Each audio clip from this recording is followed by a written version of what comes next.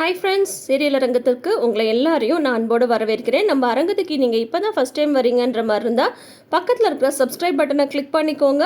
உங்களுக்கு இந்த வீடியோ பிடிச்சிருக்கான்றதை மறக்காமல் கமெண்ட் செஷன்லையும் அப்படியே சொல்லுங்கள். இப்போ பார்த்தா இன்றைக்கி அழகே அழகு சீரியல் என்ன நடக்குதுன்னு பார்த்துடலாமா? இன்றைக்கி என்ன நாள்? ஜூன் 25 வியாழக்கிழமை.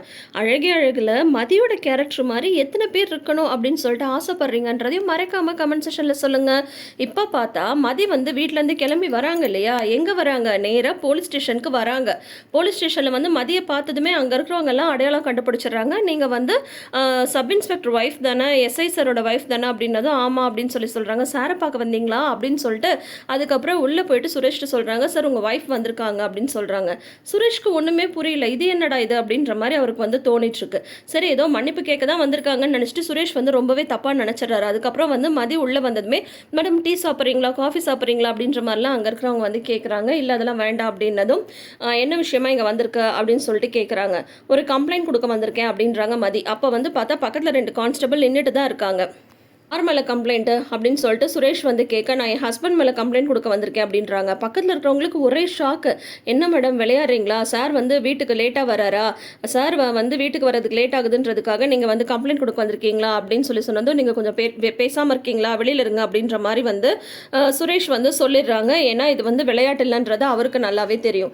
அதுக்கப்புறம் என்ன சொல்ல வந்திருக்க நீ சொல்லு அப்படின்னு சொல்லிட்டு கேட்குறாங்க. கேட்கும்போது இந்த மாதிரி என்னோட ஹஸ்பண்ட் என் கூட சண்டை போட்டு வீட்டை விட்டு அனுப்பிட்டாங்க. எவ்வளோ நேரம் வீட்டை வெளியிலே உட்கார வச்சுட்டாங்க. அதுக்கப்புறம் நான் எங்கள் அம்மா வீட்டுக்கு போனதுக்கப்புறமும் ஃபோன் பண்ணி மிரட்டுறாங்க. பக்கமே வரக்கூடாதுன்னு சொல்கிறாங்க. அடிக்கிறதுக்கு கையோங்கிட்டு வந்துட்டாங்க. அதனால் அவர் மேலே நான் கம்ப்ளைண்ட் தர வந்திருக்கேன். அவரால் எனக்கு ரொம்ப மன உளைச்சல் ஆகுது அப்படின்னு ரொம்ப சீரியஸாக சொல்கிறாங்க. இது எல்லாத்தையுமே வெளியிலேருந்து அந்த கான்ஸ்டபிள் அவங்களாம் கேட்டுடுறாங்க. என்ன நினச்சிட்ருக்க, உன் இஷ்டத்துக்கு என்ன வேணால் பண்ணலான்னு சொல்லிட்டு நினச்சிட்ருக்கியா அப்படின்னு சொல்லும் போது, நான் உண்மையை தானே சொல்கிறேன், நிஜமாவே நான் என்னோட ஹஸ்பண்ட் மேலே கம்ப்ளைண்ட் கொடுக்க தான் வந்திருக்கேன் அப்படின்னு சொல்லிட்டு இருக்காங்க. என்னையா உள்ளே என்னையா நடக்குது இந்த மாதிரி அந்த மேடம் சொல்லிட்டு இருக்காங்க. இவர் நம்மகிட்ட இருக்கிற மாதிரியே வீட்லேயும் ஒரு வேலை சிறுசுன்னு இருந்திருப்பாரோ அப்படின்ற மாதிரி வெளியில் இருக்கிறவங்களாம் பேச ஆரம்பிச்சிடுறாங்க. அந்த நேரம் பார்த்து இன்ஸ்பெக்டர் வேற கரெக்டாக வர, ஏன் எல்லாரும் என்ன பண்ணிட்டு இருக்கீங்க, கூட்டமாக பேசிட்டு இருக்கீங்க அப்படின்னதும், உள்ள சுரேஷ் சாரோட ஒய்ஃப் வந்திருக்காங்க அப்படின்றாங்க. ஏன் என்ன விஷயமா, லஞ்ச் கொடுக்க வந்திருக்காங்களா அப்படின்னு கேட்குறாங்க. இல்லை சார் மேலேயே கம்ப்ளைண்ட் கொடுக்க வந்திருக்காங்க அப்படின்றாங்க. என்னது கம்ப்ளைண்ட் கொடுக்க வந்திருக்காங்களா, என்ன சொல்கிறீங்க அப்படின்னதும், ஆமாம் சார் அடிக்க போயிட்டாராம், மேடத்தை வீட்டை விட்டு அனுப்பிட்டாராம், அதனால கம்ப்ளைண்ட் கொடுக்க வந்திருக்காங்க அப்படின்னதும், மறுபடியும் அவன் ஆரம்பிச்சிட்டானா, நான் என்னன்னு போய் பார்க்குறேன் அப்படின்ட்டு அவர் உள்ளே போகிறாரு.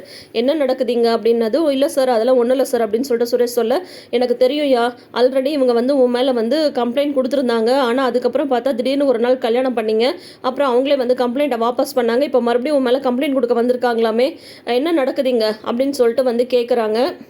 நீ கொஞ்சம் வெளியில் வா, உங்க கூட பேசணும் அப்படின்றாங்க. நீங்கள் இங்கேயே வெயிட் பண்ணுங்கம்மா அப்படின்னு சொல்லிட்டு மதியிட்ட சொல்லிட்டு, என்னையா என்ன நடக்குது, கல்யாணம் பண்ணிட்டு போய் அந்த பொண்ணை டார்ச்சர் பண்ணிட்டு இருக்கீங்களா? இப்போயே உங்கள் அப்பா அம்மா இங்கே வர சொல்லு, நான் விசாரிக்கணும் அப்படின்னதும், சார் இல்லை சார், இது ஒரு சின்ன ஃபேமிலி விஷயம் தான், நானே இதை ஃபேஸ் பண்ணிக்கிறேன் அப்படின்னதும், அது அந்த பொண்ணு இங்கே கம்ப்ளைண்ட் கொடுக்க வரதுக்கு முன்னாடி, புரியுதா, இப்போ உன் மேலே கம்ப்ளைண்ட் கொடுக்க வந்திருக்குல்ல, இதுக்கப்புறம் என்ன பண்ணணுன்றதை நான் பேசிக்கிறேன், நீ ஒன்றும் சொல்ல தேவையில்ல, இப்போ உங்கள் அப்பா அம்மா இங்கே ஆகணும், புரியுதா அப்படின்னு சொல்லிட்டு சொல்கிறாங்க. உடனே பார்த்தா சுரேஷ்க்கு என்ன பண்ணுறதுன்னு தெரியாமல் உடனே என்ன பண்ணுவாங்க, மாமா இருக்காரே தங்கராஜ் மாமாவுக்கு கால் பண்ணுறாங்க. இந்த மாதிரி மதி போலீஸ் ஸ்டேஷன் வந்திருக்கா அப்படின்னு சொன்னதும், மன்னிப்பு கேட்க வந்திருக்காளா, அதோ பார் சுரேஷ், அவள் மன்னிப்பு கேட்டான்றதுக்காக அப்படியே வீட்டுக்கெல்லாம் கூட்டிகிட்டு போயிடாத, அவளெல்லாம் அலக்கழிச்சு தான் அவளை விடணும் அப்படின்ற மாதிரி அவர் சொல்ல, ஐயோ மாமா அதில் மாமா, அவள் என் மேலே கம்ப்ளைண்ட் கொடுக்க வந்திருக்கா, இந்த இன்ஸ்பெக்டர் வேறு அப்பா அம்மாவெல்லாம் கூப்பிட்டு விசாரிக்கணும்னு சொல்கிறாங்க அப்படின்றாங்க. என்னடா சொல்கிற அப்படின்னா, ஆமாம் இந்த மாதிரி வீட்டை விட்டு அனுப்பிட்டோன்னு சொல்லிட்டு கம்ப்ளைண்ட் கொடுக்கறதுக்காக வந்திருக்கா அப்படின்றாங்க. இவன் அடங்கவே மாட்டாளா, நீ ஒன்றும் அப்பா அம்மாக்கெலாம் கால் பண்ணாத, மாமா அத்தை கிட்ட நான் பேசி அவங்கள நான் போலீஸ் ஸ்டேஷன் கூட்டிகிட்டு வரேன், நீ எதுவும் டென்ஷன் ஆகாத, எதனாலும் பார்த்துக்கலாம் அப்படிங்கும்போது ரேவதி வராங்க. சுரேஷ்டியா பேசிட்டு இருந்தாங்க அப்படின்னு சொல்லி கேட்கும்போது, ஆமாம் இந்த மாதிரி இருக்கால, போய் கம்ப்ளைண்ட் கொடுக்குறதுக்காக போலீஸ் ஸ்டேஷனில் போய் உட்காந்துட்டு இருக்கா, இவளால் சும்மாவே இருக்க முடியாதா அப்படின்ற மாதிரி சொல்லிட்டு இருக்காங்க. என்னங்க சொல்கிறீங்க, மதி அப்படிலாம் பண்ணியிருக்க மாட்டேன் அப்படின்னா, அப்போ என்ன நான் சும்மா சொல்கிறேன்னா, இப்போ தான் சுரேஷ் ஃபோன் பண்ணா, கிளம்பு உங்கள் அப்பா அம்மா கூட்டிகிட்டு போயிடும் போலீஸ் ஸ்டேஷனுக்கு அப்படின்னு சொல்லிட்டு தங்கராஜ் கிளம்பி போகிறாங்க. இங்கே மாமனார் மாமியார் பார்த்தா, ஐயோ வீட்டில் இருந்த ஒரே நிமிஷம் வெளில போயிடுச்சுன்னு ஜாலியாக இருக்கும்போது இவர் இறங்குறாரு. வாங்க மாப்பிள்ள வாங்க வாங்க அப்படின்னு சொல்லும் போது, மாமா நான் சொல்கிற விஷயத்தை கேட்டு நீங்கள் எதுவும் பதட்டப்படாதீங்க, மதி போலீஸ் ஸ்டேஷன் போயிருக்கா அப்படின்னு சொல்கிறாங்க. போலீஸ் ஸ்டேஷன் போயிருக்காளா, எதுக்கு, சுரேஷ்ட மன்னிப்பு கேட்க போயிருக்காளா அப்படின்னு இவங்களும் அதே கோணத்தில் யோசிக்க, அதுக்கப்புறம் பார்த்தா இல்லை சுரேஷ் மேலே கம்ப்ளைண்ட் கொடுக்க போயிருக்காளா அப்படின்னதும், ஐயோ எனக்கு மறுபடியும் நெஞ்சு வலி வந்துருச்சேன்னு அடுத்த ஆக்டிங்கை போடுறாங்க அவங்க மாமியார். போச்சு போச்சு மானம் போச்சு மரியாதை போச்சு. இனிமேல் அவன் இந்த வீட்டில் காலடியே எடுத்து வைக்கக்கூடாது. நம்ம வீட்டில் இருக்கிறவங்களாம் போலீஸ் ஸ்டேஷனுக்கு போய் வழக்கம் உண்டா? ஏதோ சுரேஷ் வந்து போலீஸாக இருக்கிறதுனால போலீஸ் ஸ்டேஷன் போகிறதுக்கே நம்ம ஒத்துக்கிட்டோம். இவன் என்ன மொத்த குடும்பத்தையும் போலீஸ் ஸ்டேஷனுக்கு வந்து இழுக்கிறாளா? இதெல்லாம் கொஞ்சம் கூட சரியே கிடையாது. அவள் போய் எதுக்கு தான் இந்த வீட்டுக்கு மருமகளாக வந்தானே தெரில. அப்படி இப்படின்னு அவங்க மாமியார் வந்து புலம்பித்தல்ல அவங்க மாமனாருக்கு வந்து இதுக்கு மேலே அவளை வந்து இந்த வீட்டில் வச்சுக்கிறதுக்கு யோகியமே கிடையாது. இனிமேல் அவள் இந்த வீட்டு பக்கமே வரக்கூடாது. அப்படி இப்படின்னு அவர் பேச, அதெல்லாம் இருக்கட்டும் மாமா, அதை பற்றி நம்ம வந்து அப்புறம் பேசிக்கலாம். முதல்ல வந்து நம்ம போய் என்ன ஏதுன்னு பார்த்துட்டு வந்துடுவோம், நீங்கள் கிளம்புங்க அப்படிங்கும்போது, ஐயோ போலீஸ் ஸ்டேஷனுக்கா நான்லாம் வரவே மாட்டேன்னு அவங்க மாமியார் ஒரே அடம். அப்புறம் தங்கராஜ் வந்து ரேவதிட்ட சொல்கிறாங்க, சுரேஷும் மதியம் ஒரு 2-3 நாள் நம்ம வீட்டில் வந்து இருக்கட்டும், அதனால் வந்து போலீஸ் ஸ்டேஷன்லேருந்து பேசி மதியம் எப்படியாவது வந்து நம்ம வீட்டுக்கு கூட்டிகிட்டு போயிடலாம், அங்கே வச்சு அவங்க 2 பேரையும் வந்து நம்ம சமாதானப்படுத்தலாம், முதல்ல நீங்கள் வாங்க, இது வந்து ஒரு விசாரணைக்கு தான் கூப்பிட்றாங்க, நம்ம வந்து போயிட்டு வந்துடலாம் அப்படின்னு சொல்லிட்டு சொல்கிறாங்க. மாப்பிள்ளை கூப்பிட்டா தான் ராகவனும் லக்ஷ்மியும் வந்து பதில் சொல்ல முடியாது இல்லையா? நான் பார்த்துக்கிறேன் மாமா வாங்க அப்படின்னு சொன்னதும் உடனே இவங்களும் கிளம்புறாங்க. மலர் வந்து கேட்குறாங்க, நானும் வரவா அப்படின்னு சொல்லி கேட்குறாங்க. வேணாம், நீ எல்லாம் போலீஸ் ஸ்டேஷன் வந்து வர வேணாம், இந்த பாரு மலர், மதியம் இந்த வீட்டுக்கு வந்தால் கூட நீ வந்து அவள் கூட பேச்சுவார்த்தைலாம் எதுவும் வச்சுக்கூடாது. தங்கச்சி நீ தலைமையில் தூக்கி வச்சு ஆடினதுக்கு அவள் என்னெல்லாம் பண்ணுறா பார்த்தியா? குடும்பம் மானமே போச்சு. அவளை பார்த்து நீ ஏதாவது கற்றுக்கலான்னு நினச்சிடாத. நீ தான் குடும்பத்துக்கு அடங்கின பொண்ணு. இன்னும் ஒரு கௌரவமான குடும்பத்துலேருந்து நாங்கள் வந்து மருமகளாக கொண்டு வந்திருக்கோம்.